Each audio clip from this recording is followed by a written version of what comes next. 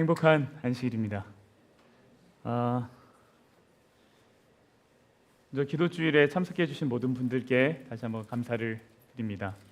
방송을 통해서 이렇게 기도하는 시간 갖게 되어서 아주 또 새로운 특별한 시간이었습니다. 추운 날씨죠? 네, 39도. 혹시 다른 지역에서 이 방송 보시는 분들은 좀 웃으실까 봐 제가 좀 걱정은 되는데 그런데 문득 지하 교회에서 예배하시는 분들이 떠올랐습니다. 그분들이 생각할 때 지금 우리 교회의 이 예배는 천국 같다라고 생각할 겁니다. 우리 마음이 하나님을 향한 간절함으로 더 뜨거워지기를 이 시간 간절히 바랍니다. 근데 뭐 이렇게 좀 보기 좋아요. 뭐가 좋냐면 조금 더 가까이 붙어 계시는 분들이 좀 계셔가지고 그런 건 참 보기가 좋습니다. 지난 시간 우리는 염려를 그치고 감사함으로 나아가자 이런 말씀을 나눴습니다. 그런데 우리의 능력으로 우리의 결심으로는 염려를 멈출 수가 없습니다. 그래서 염려를 멈추기 위해서는 어떻게 해야 합니까? 하나님의 선하심, 돌보심을 뭐 하라 그랬습니까? 관찰해야 된다 그랬어요. 관찰해야 된다. 지난날 하나님의 도우심을 다시 한번 관찰해야 되는 거예요. 그냥 생각해 보는 것, 그냥 한번 쑥 쳐다보는 것으로는 우리의 염려가 멈추지 않습니다. 그래서 관찰해야 합니다. 여러분 어떻게 한 주 동안 하나님의 그 선하심을 돌보심을 관찰하셨습니까? 매 순간마다 나를 지키시는 하나님을 만나셨습니까? 우리의 일상의 일들 가운데서 그러한 하나님의 은혜를 발견할 수 있다면 하나님이 우리들의 마음을 지키시는 것을 느낄 수 있었을 겁니다. 지난주 예배 후에 한 집사님께 집사님 좀 어떠세요? 이렇게 어떻게 지내세요? 이렇게 여쭤봤습니다. 네, 그러자 집사님이 다 좋다고 염려는 하면 안 되는 거라고 이렇게 저한테 말씀해 주셨어요. 웃으면서 말씀하셨지만 혹시 나눈 말씀이 부담이 되진 않았을까라는 생각도 하였습니다. 네, 오늘 나누는 말씀이 우리 모두에게 용기와 힘이 되기를 바랍니다. 오늘도 지난 시간에 이어서 이제 감사라는 큰 주제로 좀 말씀을 나누려고 합니다. 제목은 당신의 짐이 나의 거룩이 될 때입니다. 잠깐 기도하겠습니다. 아버지 하나님, 우리가 하나님의 말씀에 따라 살기를 원하고 그 일이 우리 안에 이루어지는 놀라운 일들이 있기를 바랍니다. 하나님, 우리로 말씀을 깨닫는 지혜와 순종하는 능력을 갖게 하여 주시옵소서. 예수님 이름으로 기도합니다. 여러분, 감사에 관한 성경절이 굉장히 많은데 특별히 좀 떠오르는 성경절이 있습니까? 감사에 관한 아주 유명한 성경절이 있는데요. 누구나 다 아는 성경절인데요. 그게 뭐예요? 범사에 감사하라, 감사하라. 데살로니가전서에 있는 말씀입니다. 이런 말씀이죠. 앞에서부터 읽으면 항상 기뻐하라, 쉬지 말고 기도하라. 그다음 뭡니까? 범사에 감사하라. 이것이 그리스도 예수 안에서 너희를 향한 하나님의 뜻이다. 이렇게 얘기했습니다. 우리가 감사하는 삶을 사는 것, 그것이 하나님의 뜻입니다. 그런데 이 감사하는 삶이 되기 위해서는 다루어야 할 것들이 있더라고요. 그냥 감사하지 않아요. 이 감사의 삶으로 나아가기 위해서는 우리가 다루어야 할 것들이 있어요. 그게 이 바로 앞 성경절에 등장합니다. 이 바로 앞 성경절들에 그게 뭐냐면 이거예요. 또 형제들아 너희를 권면하노니 게으른 자들을 권계하며 마음이 약한 자들을 격려하고 힘이 없는 자들을 붙들어주며 모든 사람에게 오래 참으라. 삼가 누가 누구에게든지 악으로 악을 갚지 말게 하고 서로 대하든지 모든 사람을 대하든지 항상 선을 따르라. 그리고 나서 나오는 성경절들이 뭐예요? 항상 기뻐하라, 쉬지 말고 기도하라, 범사에 감사하라입니다. 여기에 보면 다양한 사람들이 등장합니다. 첫 번째 어떤 사람이 등장합니까? 게으른 자가 등장합니다.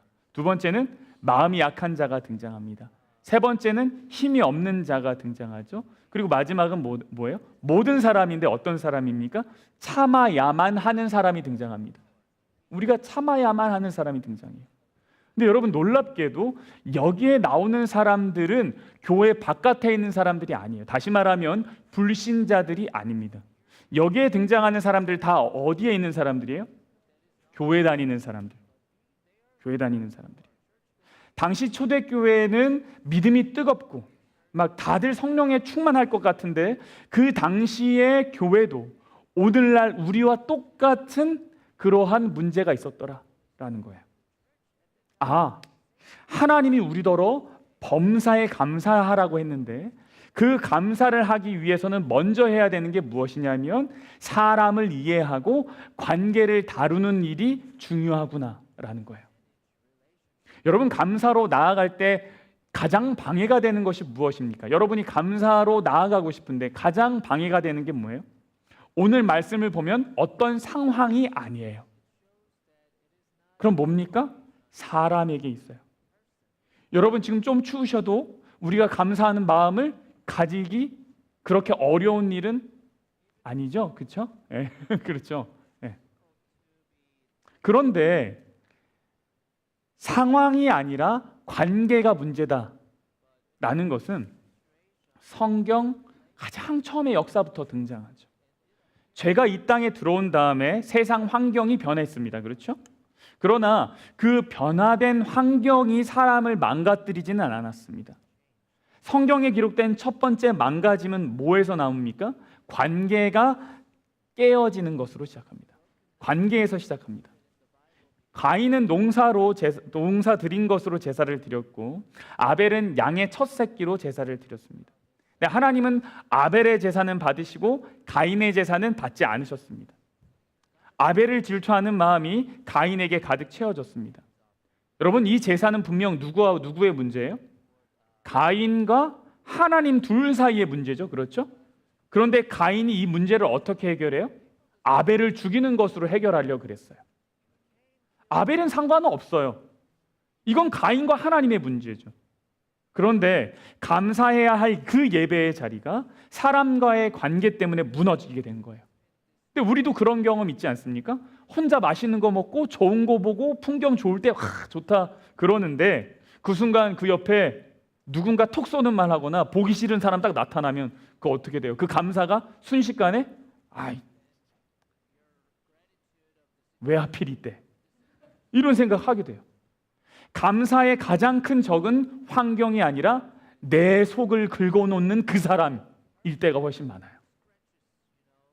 그래서 우리가 감사하기 위해서는 우리의 주변 상황을 잘 살필 뿐만 아니라 또 뭐 해야 돼요? 사람을 잘 이해하고 그들과의 관계를 잘 다룰 수 있어야 돼요. 이것을 잘 다룰 때 우리는 그 사람을 성숙한 사람이다라고 말하죠. 그리고 공동체가 이것을 잘 다룰 수 있다면 그때 영적으로 성장할 수 있는 토양이 정말 잘 마련되는 거예요. 그렇기 때문에 여러분 교회를 간다는 것은 단순히 예배 드릴 때 이제 모습을 드러내는 것이 아닙니다. 교회를 간다는 것은 뭐예요? 서로를 이해하고 관계를 맺어간다라는 것을 의미합니다. 자, 이제 오늘의 본문에 등장하는 사람들을 좀 살펴보겠습니다. 첫 번째는 누굽니까? 게으른 자입니다. 교회 안에 게으른 자가 있대요.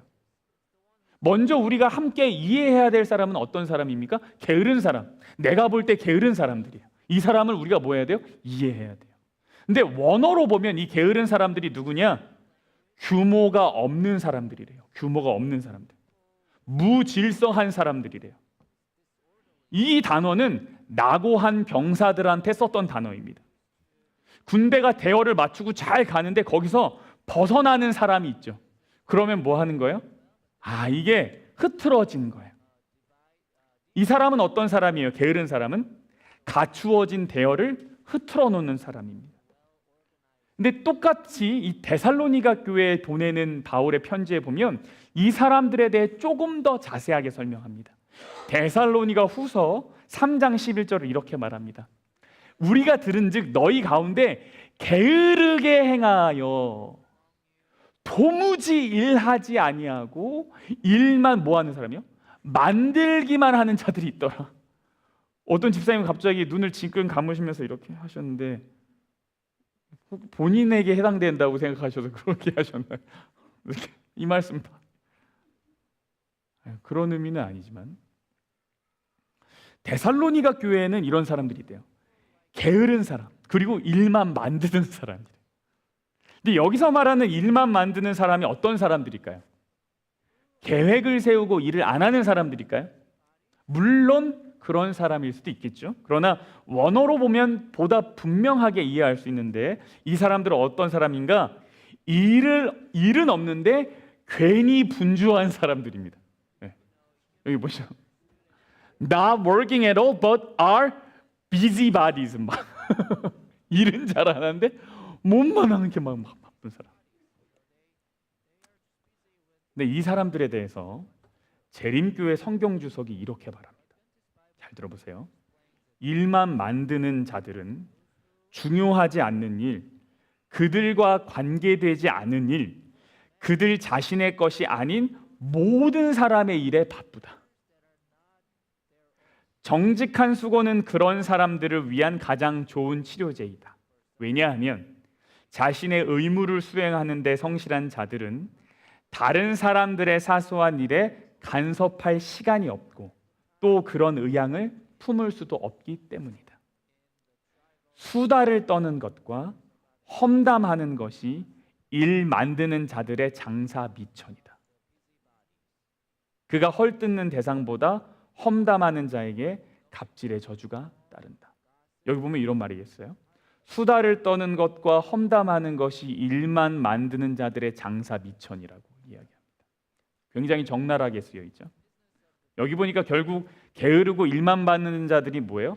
수다 떨고 험담하는 자들이에요. 일에 동참하진 않고 평가하는 사람들이에요. 팀이 잘 되도록 함께 노력하지 않는 사람들이에요. 가진 은사가 많지만 사용하지 않는 사람들이에요. 우리 같이 뭐 해보자. 열심히 잘하세요. 이 사람들이 뭐한 사람들이에요? 사실은 뭐한 사람들이에요? 게으른 사람들이에요. 문제는 이 사람들을 어떻게 다루어야 하냐 이거예요. 성경은 뭐라 그럽니까? 권면하라고 이야기해요. 권면하라고. 근데 이 말이 그 사람한테 가서 너나 잘하세요 이렇게 말하라는 얘기가 아니에요. 절대. 큰일 나요. 이거 아니에요. 대열에서 이탈한 사람들이라 그랬잖아요. 그렇죠? 낙오한 사람들이라 그랬잖아요. 그 낙오한 사람들을 군대에서 어떻게 하는지 아십니까? 훈련할 때? 네, 끌고 갑니다. 끌고 갑니다. 너무 힘든 경우에는 같이 멈추자고 이야기하지만 그렇지 않은 경우에는 어떻게 하냐면 계속 가면서 이 사람 어떻게든 끌고 갑니다. 병사를 다시 대열로 데려오려면 강한 정신 무장을 위한 지침도 필요한데 그 지침을 어떻게 주느냐? 함께 잡아주고 걸어가면서 얘기합니다. 내버려 두고 떠나면서 너 때문에 지금 이거 이렇게 안 해요. 그럼 어떻게 하는지 아십니까? 붙들어 세우고 일으켜 세우고 같이 가면서 그러면서 얘기해요. 정신 똑바로 차려. 끝까지 할 수 있어. 갈 수 있어. 포기하지 마. 이렇게 얘기하면서 간다는 거예요. 사도 바울은 에베소 교회 장로들과도 이러한 권면의 시간을 보냅니다. 근데 어떻게 보내냐면 이렇게 보내요. 그러므로 여러분이 일깨어 내가 3년이나 밤낮 쉬지 않고 뭐 했대요? 눈물로 각 사람을 훈계하던 것을 기억하라. 바울은 어떻게 했냐면 눈물로 이야기해요. 눈물. 우리는 게으른 사람이 되어서는 안 되겠지만 게으른 사람을 또한 외면하거나 무시해서도 안 됩니다. 그들을 위해서 뭐 해야 돼요? 눈물로 기도하고 용기를 나눠줄 수 있어야 된다는 거예요. 우리 모두가 교회의 일이 단순히 하나님의 사업이 아닌 것을 기억하고 하나의 사업이 아닌 것을 기억하고 모두가 함께 하나님이 원하시는 분량에까지 이르게 되기를 간절히 바랍니다. 두 번째 사람은 어떤 사람인가 하면 마음이 약한 사람이래요. 마음이 약한 사람. 근데 마음이 약한 사람은 문자적으로 어떤 사람인가? 소심한 사람이에요. 저 같은 사람. 소심한 사람. 데살로니가 전서 그 앞에 내용을 보면 이제 이게 저희가 다루는 본문이 5장인데 그 앞에 4장에 보면 이 사람들이 어떤 사람인가 대충 유추할 수 있습니다. 도대체 이 마음이 약한 사람들은 어떤 사람이야? 우리 알 수 있는데 4장을 보면 이 사람은 어떤 사람인가? 사랑하는 사람을 잃어서 슬픈 사람입니다. 또 5장에 보면 예수님 오시는 것에 대한 확신이 없는 사람입니다. 혹은 그 외에 어떤 여러 사정으로 인해서 낙심하는 사람일 수 있습니다. 마음이 약한 사람이란 다른 말로 그래서 염려하는 사람입니다. 내가 사랑하는 사람을 다시 만날 수 있을까? 예수님은 정말 오실 것인가? 나는 믿음이 있는 것인가? 내가 구원받을 만한 믿음이 있는 것인가? 이런 생각으로 늘 염려하는 사람입니다. 근데 이런 염려는 이렇게 마음이 약한 사람들은 하나님의 일을 할 때 주저하게 되죠. 새로운 무언가를 시도할 힘이 없습니다. 안 될 것 같은데, 힘들 것 같은데 이런 생각들이 많아요. 근데 이 사람들을 어떻게 대해야 되냐? 성경은 그들을 견책하라고 말하지 않고 그들을 격려해야 된다라고 말합니다. 그걸 격려해야 된대요. 마음이 약한 사람들은 옆에서 격려해 주라는 거예요. 격려한다라는 말은 함께 있다라는 의미입니다. 하나님은 우리가 염려하는 사람들에게 다가가 그들과 다정한 관계를 맺기를 원하십니다. 혹 우리 가운데 마음이 이러한 상황에 놓이신 분이 있다면 우리가 서로 하나님의 말씀으로 위로해 줄 수 있는 관계가 되기를 바라고 그러한 관계를 찾아 가시기를 바랍니다. 그래서 사랑하는 이를 잃어버려 슬픈 마음이 약한 사람한테 바울이 이렇게 이야기를 했습니다. 그 우리 살아남은 자들도 그들과 함께 구름 속으로 끌어올려 공중에서 주를 영접하게 하시리니 그리하여 우리가 항상 주와 함께 있으리라. 그러므로 이러한 말로 서로 뭐하래요? 위로하래요. 그래서 염려하는 자들을 불편해하거나 견책하는 것이 아니라 염려하고 계속 염려하고 그런 사람 옆에서 그만 좀 해. 이게 아니라 어떻게 하라는 거예요? 내가 그래도 이 사람을 위로할 수 있는 말을 함께 찾고 말씀 가운데서 서로 위로하는 거예요. 우리 교회가 서로를 위로하는 말이 풍성한 교회가 되기를 간절히 바랍니다. 세 번째는 어떤 사람인가 하면 힘이 없는 사람들이래요. 힘이 없는 사람들. 데살로니가전서 5장에 보니까 교회에 힘이 없는 사람이 있다. 근데 이 힘 없는 사람은 어디에 힘이 없는가? 믿음에 힘이 없는 사람이죠. 힘이 없는 사람은 쉽게 흔들리는 사람입니다. 바람에 나는 작은 겨와 같은 사람입니다. 작은 유혹에도 넘어갈 준비가 되어 있는 사람입니다. 그거 어디에 나오냐면 데살로니가전서 4장 3절 7절에 나오는데 그 사람들 어떤 사람인가? 음행의 유혹을 받는 사람이에요. 성경은 이 사람들을 어떻게 하라고 말하냐면 붙들어 주래요. 우리가 유혹에 쉽게 넘어가는 사람, 이제 어떤 결심을 했는데 또 넘어진 사람, 그 사람 어떻게 하래요? 붙들어 주래요. 붙들어 주라는 말은 관심을 갖고 도와주라는 말이에요. 영적인 지원 사격이 필요한 거예요. 그 사람들에게는. 야고보서 5장은 이렇게 이야기합니다.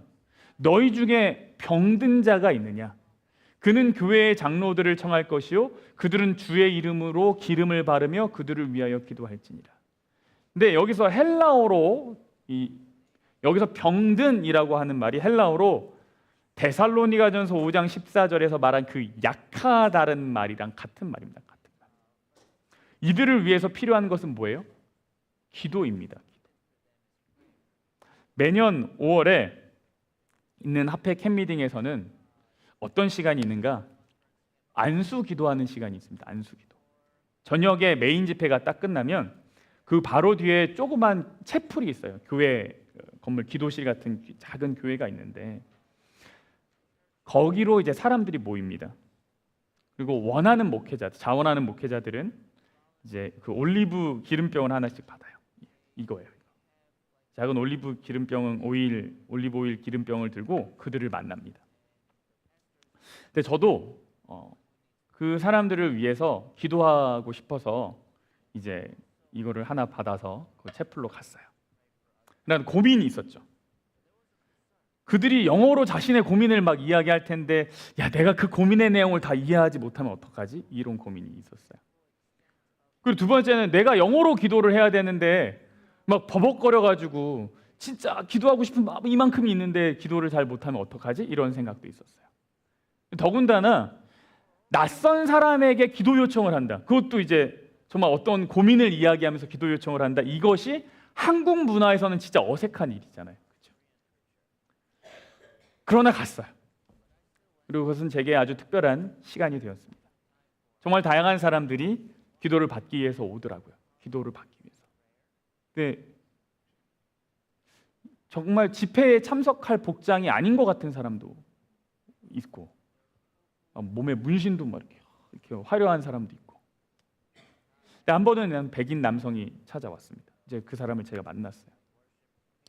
자신이 군인이랍니다. 군인이었는데 전쟁에 참여했었고 그 외상 후 증후군이라고 하죠. 스트레스 장애 때문에 굉장히 힘들다고 이야기했어요. 근데 그것 때문에 자신의 가족들도 힘들어진다고. 자기가 그것을 잘 컨트롤하지 못해서.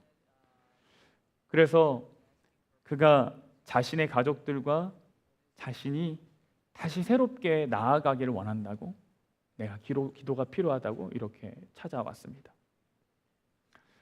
자신의 일이면 자신이 기도해야지 해결되지 않을까요? 근데 왜 이 사람은 다른 사람에게 기도를 부탁합니까? 믿음이 약하네. 혹시 이렇게 생각할 수 있을지 모르겠어요. 네, 맞죠? 네. 믿음이 약해서 그런 거예요.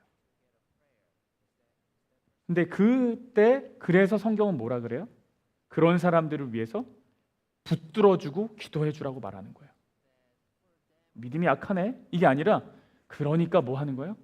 붙들어주고 기도하는 거예요. 그 군인이 자신의 힘만으로는 트라우마를 이길 수 없어 기도를 부탁했듯이 모든 영적 싸움도 마찬가지입니다.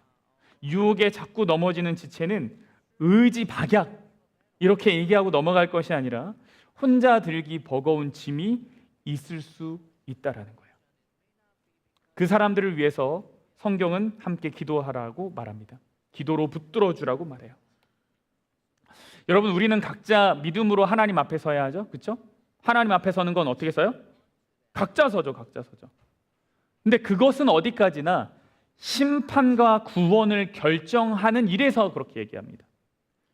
성경에서 그 밖에 모든 영적 활동에 있어서는 하나님 뭐라고 말씀하시냐면 짐을 나누어 지라고 말합니다. 다시요. 구원과 심판의 결정의 자리에서는 각자 섭니다. 그러나 그 밖에 모든 일에 대해서는 어떻게 하라고요? 짐을 나누어 지라고요. 갈라디아서 6장에는 두 종류의 짐이 나옵니다. 보세요. 형제들아, 사람이 만일 무슨 범죄한 일이 드러나거든 신령한 너희는 온유한 심령으로 그러한 자를 바로잡고 너희 자신을 살펴보아 너도 시험을 받을까 두려워하라. 너희가 짐을 서로 지라. 그리하여 그리스도의 법을 성취하라. 이렇게 얘기하죠. 그런데 그 다음 성경절 4절 각각 자기의 일을 살피라. 그리하면 자랑할 것이 자기에게는 있어도 남에게는 있지 아니하리니 각각 뭐하래요? 자기의 짐을 지라. 분명 앞에서는 짐을 서로 지라, 나누어 지라고 이야기하는데 그런데 그 다음에는 뭐라 그래요? 각각 자기 짐을 지래요. 2절의 짐은 헬라어로 바로스입니다. 바로스. 이것은 혼자서 감당할 수 없는 무거운 바위 같은 거예요. 고난, 슬픔, 삶의 무게 같은 거예요. 1절에 보니까 뭐라 그러냐면 범죄한 일이 드러나거든 이라고 얘기하죠. 범죄한 일이 드러나거든. 그래서 이 사람이 지금 지고 있는 짐은 뭐하냐면 짐은 무엇이냐면 죄로 인한 수치심과 절망감의 무게, 유혹과 싸우는 투쟁의 무게, 이로 인해서 공동체가 겪게 될 아픔, 이 모든 것들 다 포함입니다. 근데 이것은 서로 나누어지라는 거예요. 근데 5절의 헬라어는 뭐냐면 이 짐은 포르션입니다. 포르션. 이것은 군인이 행군할 때 지는 개인 배낭 같은 거예요. 이 안에 필요한 나에게 필요한 거 다 들어있는 거예요. 이것은 각자 감당해야 될 심판에 대한 책임, 각자가 져야 될 사명에 대한 거. 내가 가진 사명을 다른 사람한테 던져버릴 수 있습니까? 하나님이 우리에게 사명을 그렇게 맡기셨습니까? 아니죠. 내 사명은 내가 짊어지고 가야 돼요? 이런 것들이라는 거예요. 근데 질문입니다. 여러분, 성화라고 하는 것, 그것은 2절에 관한 겁니까? 5절에 관한 겁니까? 성화. 성화는 서로, 이 성화라는 짐은 서로 나누어지는 겁니까? 아니면은 각각 져야 되는 겁니까? 우리가 흔히 성화를 개인의 도덕적 수양이나 죄 없는 상태라고 생각합니다. 그래서 우리가 이 질문에 서로 각각 답이 좀 달라요. 우리가 칭의와 성화를 딱 잘라 말할 수는 없지만 그래도 나눠보자면 성화는 어디에 해당되냐면 2절에 해당됩니다. 자기의 짐이 아닙니다. 성화는 뭐예요? 나누어지는 짐입니다. 왜냐하면 성화의 최종 목적은 죄를 안 짓는 깨끗한 상태가 아니라 예수 그리스도의 성품을 닮은 상태이기 때문입니다. 예수님의 성품의 핵심은 짐을 대신 지는 것입니다. 혼자 산속에 들어가서 돛 닦으면 우리가 죄 안 지을 수도 있겠죠.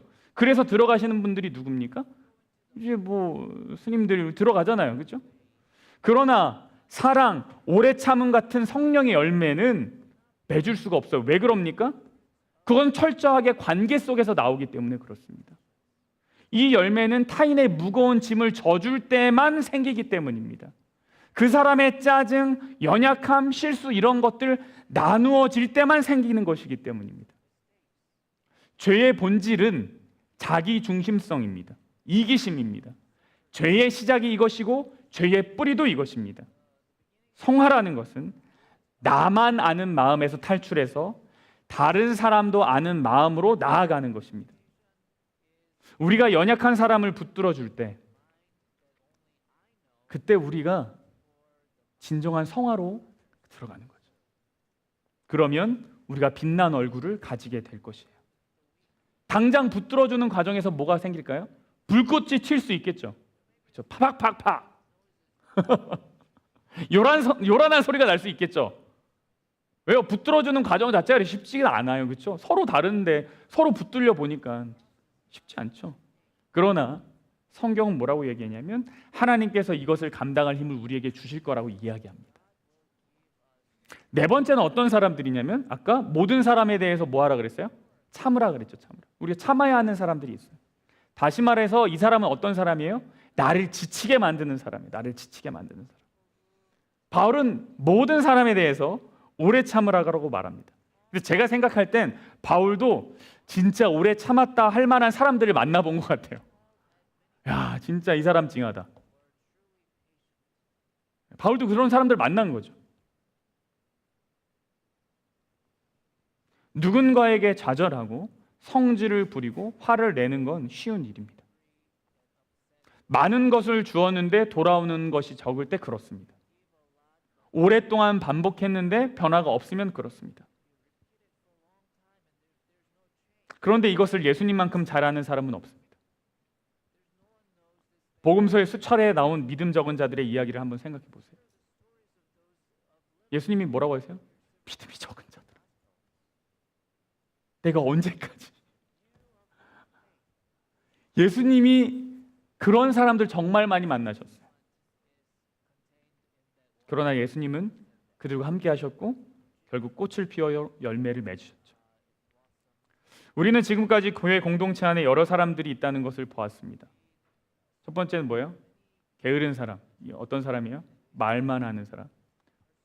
다른 표현으로 하면 어깃장 놓는 사람이에요. 일하려고 할 때 옆에서 이렇게 전문 용어가 있는데 당구에서는 겐세이라고 합니다. 이거. 아무도 모르셔서 아무도 안 우시는데 내가 이렇게 쳐야 되는데 공을 쳐야 되는데 공 치는데 바로 앞에 있는 거예요. 이거를 이제 겐세이라고 하거든요. 그런 사람이 있다라는 거예요. 두 번째는 염려하는 사람. 세 번째는 연약한 사람. 이 모든 사람은 결국 한 곳으로 모입니다. 어떤 사람이요? 나를 지치게 하는 사람. 하나님이 이 사람들에게 대해서 뭐라고 얘기하세요? 오래 참으래요. 오래 참으래요. 그럼 항상 질문이 생기죠. 어떤 질문이 생깁니까? 얼마나 오래?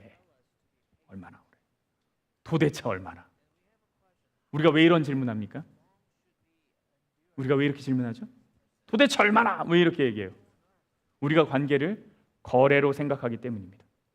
우리는 무의식 중에 관계를 내가 참아준 만큼 너는 변해야 돼 이렇게 생각하죠. 거래예요. 그래서 내 손해의 한계선은 어디냐라는 질문을 하는 거예요. 내가 얼마나 참아야 돼? 이건 뭐예요? 내가 얼마나 손해를 봐야 되는 거야 도대체? 이 얘기예요. 내가 투자한 인내심이 부도가 안 났으면 하는 거죠. 그래서 이 정도 참았으면 되는 거 아니야? 이런 얘기를 하는 거예요. 또 다른 이유가 있어요. 얼마나 오래 참아야 돼? 이 질문을 하는 또 다른 이유가 뭐냐면 내 의를 증명할 기준이 필요하기 때문이에요. 얼마나를 묻는 내면에는 이 선을 넘으면 더 이상 참지 않고 화를 내도 되는 정당한 권리를 달라라고 하는 욕구가 있어요. 이 정도 선 넘으면 요거 넘으면 일단 나는 폭발해. 이게 있어요. 그래서 얼마나 오래 참아야 돼? 이 질문을 한다는 거예요. 다시 말하면 우리는 합법적으로 미워할 수 있는 시점을 찾고 있는 거예요. 합법적으로. 그래야 뭐 할 수 있어요? 내가 나쁜 사람이 안 될 수가 있어요. 그런데 예수님은 7번에 70번까지라도 참으라고 하세요. 이 말은 뭐예요? 무한대로 참으란 말이에요. 너무하다는 생각이 들어요. 그렇죠? 너무해요. 나는 만신창이가 되었다고 생각하는데.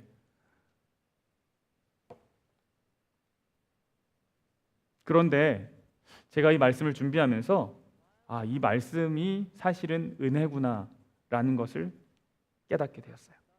왜냐하면 참는 거라는 것 자체가 어차피 내 힘으로 하는 것이 아니에요. 내 힘으로 하는 거면 정말이지 내가 얼마나 해야 돼? 라는 말 나올 거예요. 그 질문이 당연해요. 근데 여러분 우리는 그럴 능력이 없어요. 그래서 무한대로 참으라는 말의 의미는 이런 거예요. 정철아, 참는 거 그거 어차피 너가 하는 거 아니잖아. 그거는 내가 너 안에서 이루는 일이잖아. 나는 무한대야. 우리 주변에는 우리에게 상처를 주는 사람들이 있습니다. 가정에도 있고요. 직장에도 있고요. 운전하다가 길 위에서도 만나죠. 그리고 심지어 오늘 본문에 보니까 뭐래요? 교회 안에도 있대요. 종종 대놓고 악의 찬말로 공격하여 상처를 낼 수 있죠. 혹은 뒷말을 통해서 간접적으로 상처를 입힐 수도 있습니다. 염려가 많아서 부정적인 이야기를 건넬 수도 있죠. 유혹에 빠져서 나약한 소리를 할 수도 있습니다. 근데 그 모든 일을 우리는 사실 감당할 힘이 없습니다. 그래서 우리가 하나님이 필요한 거예요. 여러분 기억하세요. 우리가 함께 기억하면 좋겠습니다. 악의 찬말로 상처를 낸 사람, 뒷말로 상처 낸 사람, 부정적인 이야기 건넨 사람, 유혹에 빠져서 나약한 소리 하는 사람, 그 사람이 사실 누구예요? 그 사람이 나고 그런 나를 무한대로 참으시는 하나님이 계신 거예요. 그 하나님께서 오늘 나에게 말씀하시는 거예요. 우리 같이 가자. 우리 함께 가자. 그러니 여러분 우리가 얼마나 오래 참아야 되는지 묻지 마세요. 그 결국 무슨 얘기예요? 내가 짊어지고 가겠다는 거예요. 여러분 내 인내심의 배터리가 방전될 때 그때 비로소 하나님의 무한하신 전력이 공급되기 시작한다는 걸 기억하십시오. 내 배터리가 방전이 될 때 하나님의 찰지가 이제 시작하려고 하나님 딱 준비하고 계세요. 그 전까지는 찰지가 안 돼요.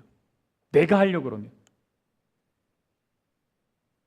내가 저 사람 참아주는 것이 아니라 나를 참아주신 하나님의 사랑이 내 안에서 저 사람을 품는 것이죠. 이 신비한 짐지기의 은혜가 우리 교회에게 가득하기를 간절히 바랍니다. 그래서 오늘의 제목이 당신의 짐이 나의 거룩이 될 때입니다. 데살로니가전서 5장 15절의 말씀을 읽고 마치겠습니다. 삼가 누가 누구에게든지 악으로 악을 갚지 말게 하고 서로 대하든지 모든 사람을 대하든지 항상 선을 따르라. 우리의 감사가 완성되는 곳은 혼자만의 골방이 아니라 서로의 짐을 나누어지며 예수님의 성품을 빚어가는 치열한 관계의 현장인 것을 우리가 함께 기억하며 한 주를 주의 능력으로 승리하게 되기를 간절히 바랍니다. 우리 함께 일어나셔서 찬양하겠습니다.